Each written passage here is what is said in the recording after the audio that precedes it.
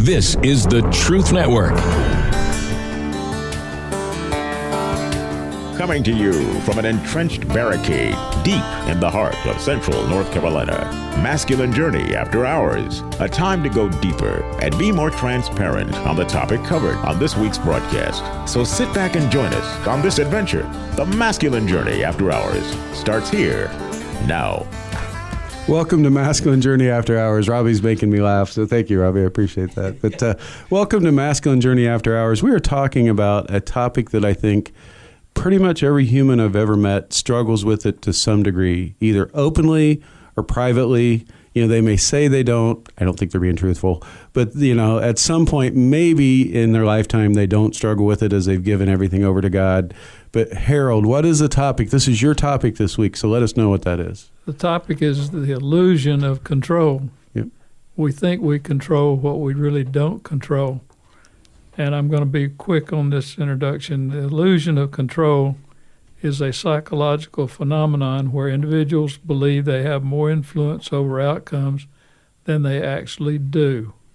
Mm-hmm. And I think that fits probably everyone, as you said. Mm-hmm. Yeah, I think if we are honest, we really look in the mirror, we can say, yeah, that's something that resembles me at least some of the time, if not most of the time, depending on your situation. All right, and so on the phone we have Danny. Danny, welcome to the After Hours. Oh. Were you awake? Glad to be here. Okay, so did I wake you up? Sorry, man. Yeah, I took that 10-minute nap. Okay. Usually people do it during our show, not during the break. Well, I'm trying to reform, you know what I mean? Yeah, I get it. Well, Jim, you have the first clip of this show that will at least make one person very happy in this group. Well, two. I'm a real fan, too. Well, that's true. This is from the Outlaw Josey Wales, and for those not familiar with it, why not? But this takes place during the Civil War, and this is at the end when they are surrendering, and it was a really nasty, primarily guerrilla warfare between Kansas, which was a Union state, and Missouri, which was a Southern state. But it's the beginning of the movie, though. Yeah, this is the very beginning of the movie. End of the war, beginning of the movie. Yes, yeah. And it'd be a very short movie if it was just about the war. But anyway, there are a number of characters in this. Josie Fletcher, who's was the commander of the unit that Josie was part of, and Captain Terrell, who you'll hear Red Legs, which was their nickname, and that was true of most of the folks from Kansas. But you've got enemies talking here, and the governor is you'll know enough about him, but listen to what's happening with the different characters here. And there's a kid whose name I don't remember, but Billy the kid. I got it. It took a while, but no, it may be actually. I don't know. But let's play it, and we'll talk when we get to the end. Okay. Are you coming with us, Josie? I reckon not, Fletcher. She'll be coming after you, Josie. There's nowhere you can go to get away from him. I reckon that's true. Well, good luck, Josie. Put the rifle down, too. I'll be needing this for squirrels and such. Put it down.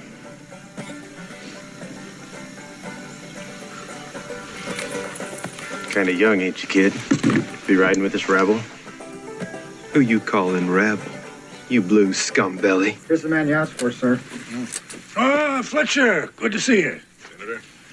Well done. Thank you. War's over. Our side won the war.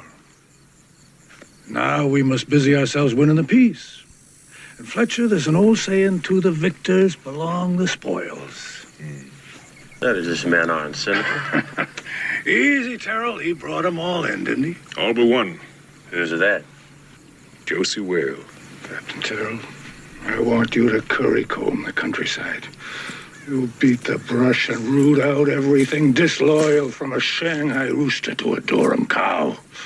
We've got to clean up this country. Now you take 5 men and go up there and get Josey Wales. Captain Redlegs, Terrell, and 5 men against Josey Wales. This is some characters that I know pretty well because I've watched this movie a lot. But Terrell thinks he can get him. He can't. And I called him a governor, but senator. Yeah. Thinks he's in control and is ordering men about, and nothing he wants to do happens. Fletcher and Josey Wales were good friends, and Fletcher betrayed him, and now he's part of the party that's hunting Josey down. So it's and war is always that way. What you decide's going to happen rarely does, and conflict of any type is going to usually teach us that our illusion of control is that, an illusion. And the ultimate outcome for this is nothing like you expect when you get the opening scenes of the movie where Josey Wales is out farming, and that was the life he expected to have. Well, he ends up being an outlaw and killing a lot of folks. And it's a good revenge movie if you like those. Yeah. Art, any idea what a Shanghai rooster or a Durham cow is? I'm not a farmer, so those terms stood out to me, and I'm not being silly. I just don't have any clue what they mean. I didn't know if you would. Not really. Okay. Shanghai rooster. That's a Chinese rooster, right? I guess. I don't know. I mean, it might be. I don't know. Yeah. Yeah, and Durham, I thought was the Bulls, and it's a baseball team over in Raleigh. I wouldn't. That's all. Yeah, those are old terms. I don't know. I knew they meant something, but I'm the least farmer guy probably in here, and so I thought I'd ask the most farmer guy in here. And so if you don't know him, I feel pretty good about not knowing him. You see, it's good that I brought up cows earlier, so now we have a clip with talking about cows. We came full circle. Right. Exactly. Yeah, it was meant to be, Art. It really was meant to be. Danny, you were talking about timing earlier today. There we go again. There it is. Timing is everything. Well, and some people would think that we do a lot of bull here. So. Oh, yeah. Yeah, and also just in that clip where you've got all that going on, Fletcher, he actually was Josey's friend. He was a friend of all the guys who ended up getting shot, which you did not have in the clip because you talked about it and then you jumped past it. But each one of those guys came in and said, okay, I'll give myself up. And they just shot him. Yeah. And then Josey was against them because he got one guy out of there who died, a few days later. But all that goes on and happens, and it's just kind of real time, real life. And it's just, you when you put all that together, it's just, it's hard as this think about, wow, what if this, and then the next thing, and the next thing. Well, he betrayed him, but for what? To become dean of Faber College? I mean, that's right. Really... and Fletcher did talk to the senator about it afterwards in a not terribly friendly tone. You said they would be decently treated. And yes, we already did that joke. Sorry. No, we didn't do it. He later went on to become Dean Wormer. Yeah, he did. And it's very important. I could have sworn I just heard Sam It was say close. that. I said at Faber College. It was not his name. So okay. We were on the same lane. But in the meantime, just so you'll know, a Shanghai rooster, right? This name was commonly used in the United States during the 1800s to refer to a large, heavily feathered fowl. Wow.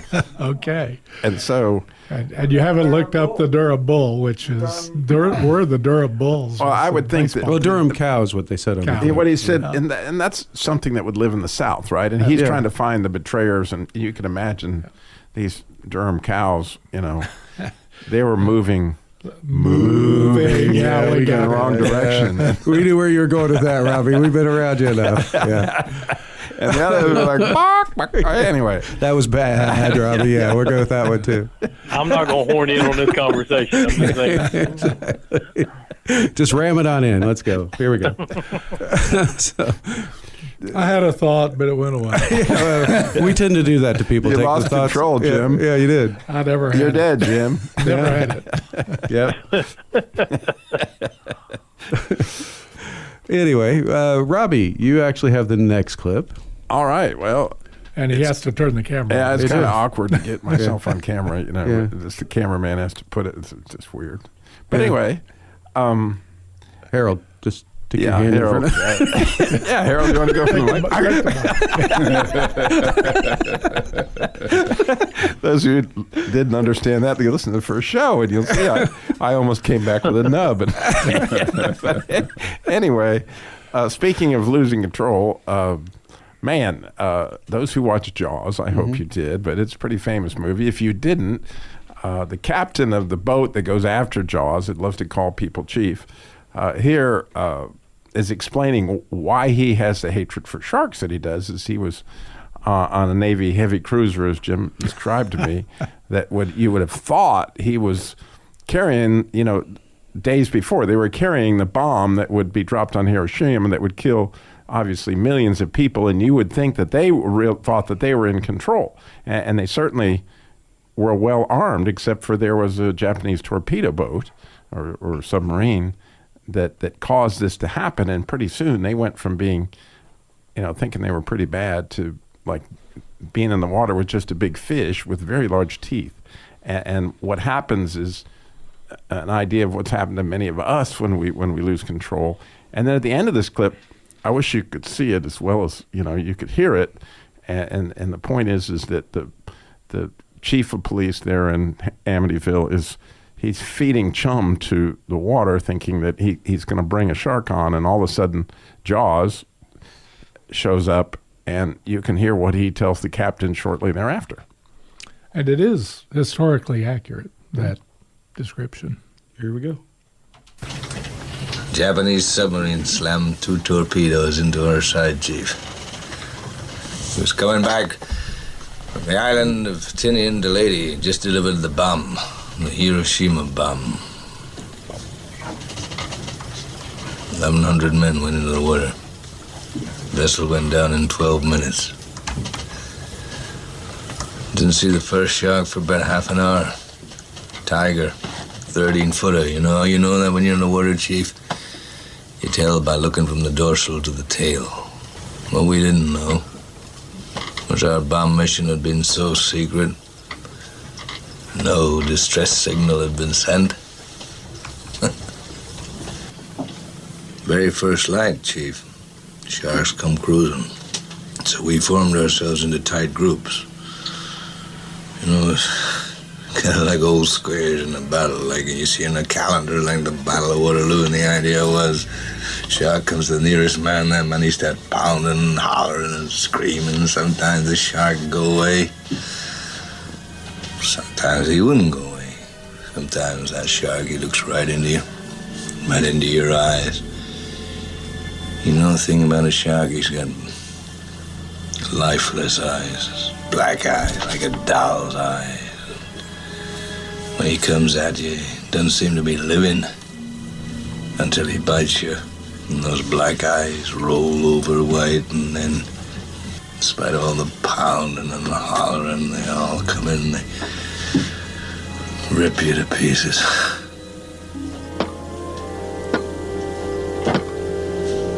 I can go slow ahead. Come on down and chum some of this. You're gonna need a bigger boat.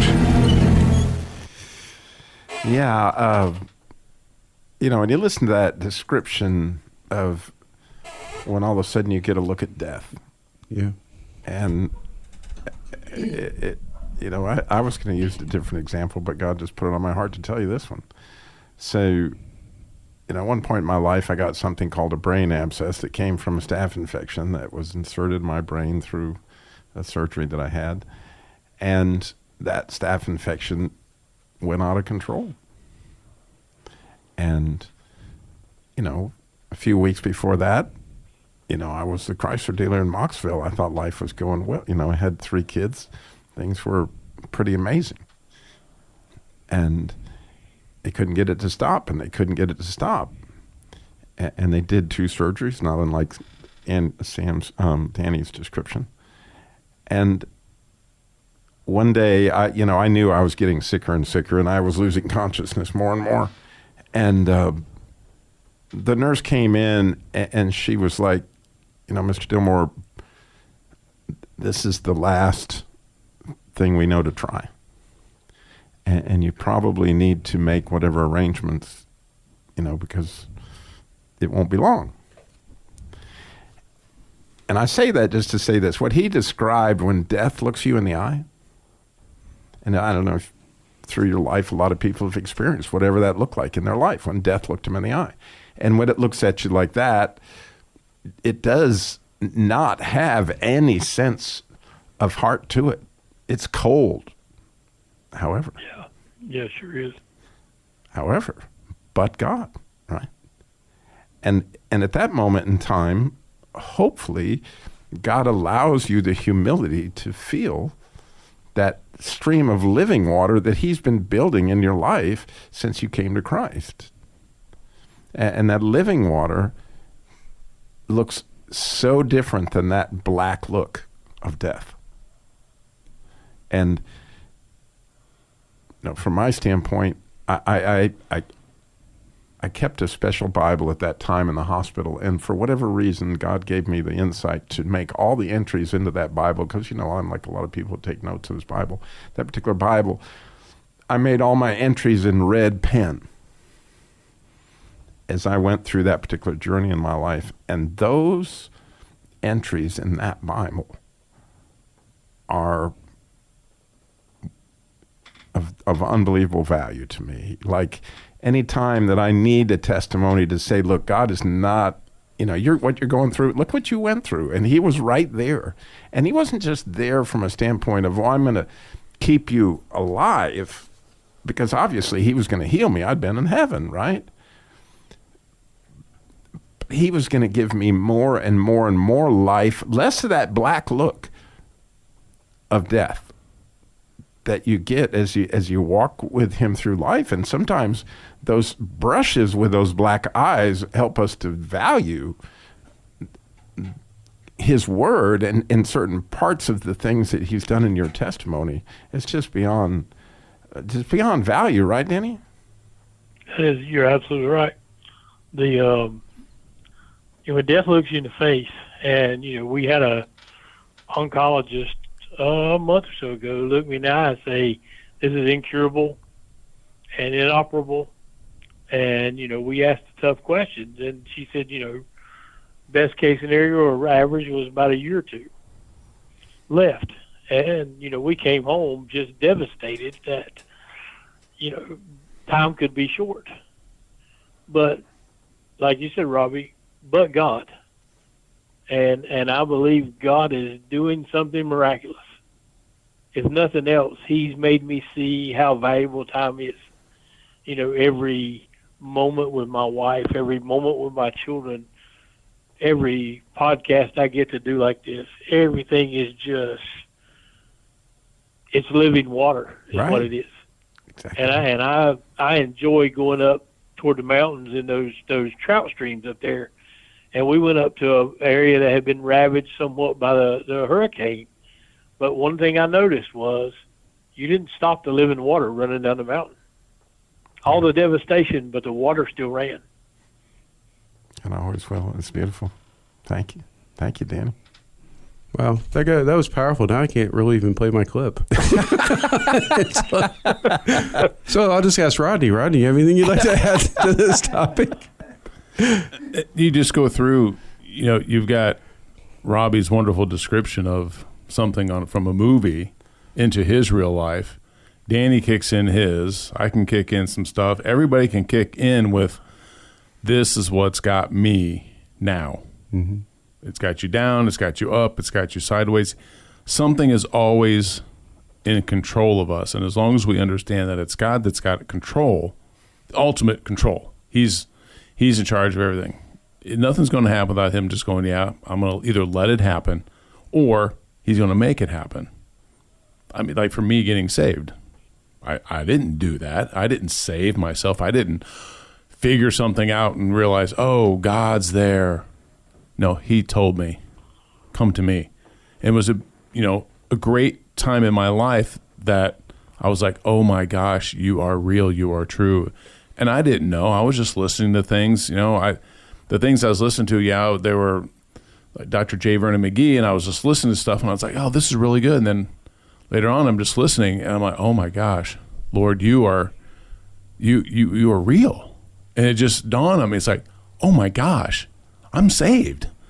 And it was just one of those things that just comes out. It's just so much more meaningful than just, well, oh yeah, I'm saved. Well, you just go on. No, it's vitally important for eternity that we're saved. And it's nothing that's small. It's something that's very, very important for us all to really think through and put our hopes and dreams into, because there's nothing else going to do but God. Right. He does it all, and you do nothing. You just accept and take and go and say, thank you. Yeah. That's about all you can do. Yeah. I'm going to go ahead and switch gears a little bit, thank you, and play a clip.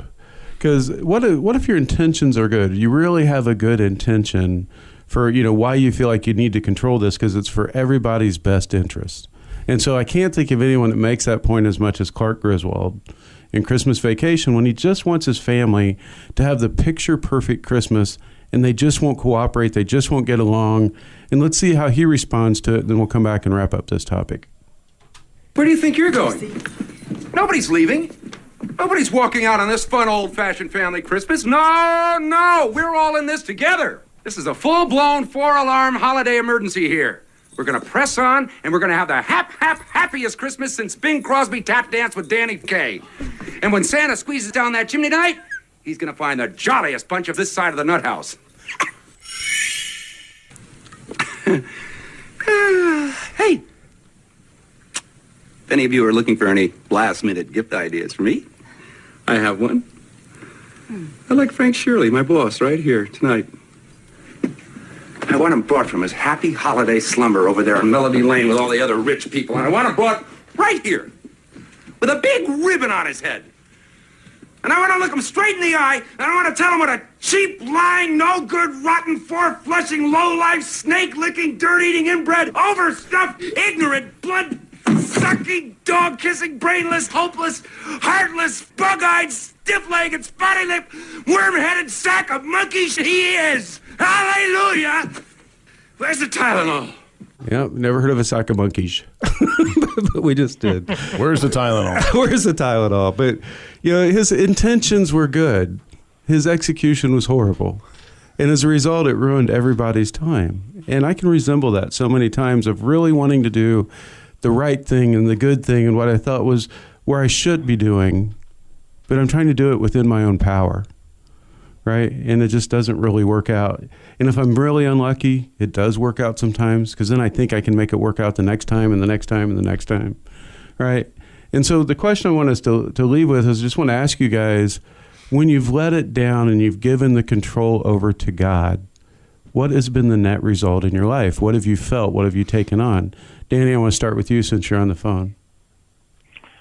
Yeah, we with this journey, right before we went to the first surgery, we were at a prayer group, and I saw a vision of God had me in the palms of his hand. He had his hands cupped over me, and I may have shared this on the air, and he said, I've got this, and I've got you, but don't look through my fingers.